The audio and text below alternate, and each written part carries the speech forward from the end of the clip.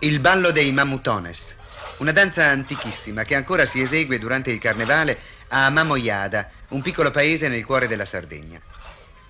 Nessuno ricorda più il significato di questa danza.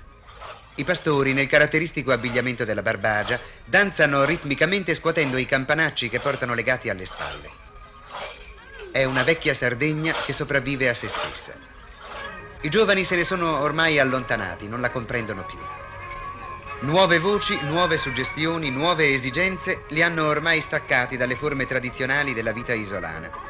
Benché il loro rifiuto diventi talvolta una drastica negazione della tradizione, esso esprime, forse inconsapevolmente, una genuina esigenza di trasformazione dell'ambiente per renderlo più adeguato ai tempi d'oggi.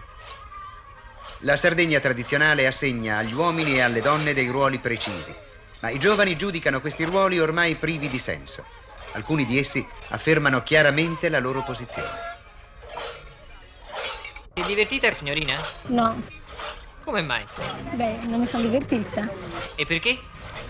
E non mi è piaciuto il carnevale di Mamoiada e non ho avuto possibilità di andare fuori, quindi non mi sono divertita.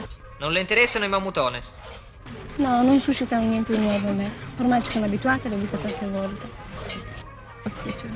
Che opinione hanno di lei in paese? Non so come mi considerano, penso una ragazza abbastanza anticonformista. E cioè cosa vorrebbe dire per il paese anticonformista? Cosa vorrebbe dire? Cioè non sottosto alle tradizioni comuni, caratteristiche della Sardegna. E come avviene quest'urto con la tradizione? È un esempio pratico, direi, futile. Ad esempio, ho fatto una passeggiata così con degli amici. Si discute normalmente, eppure una ragazza che fa una cosa del genere non è ben vista, insomma. Lei va d'accordo con i suoi genitori? Sì, abbastanza. Se avesse un lavoro, le piacerebbe abitare sola o continuare a restare in famiglia?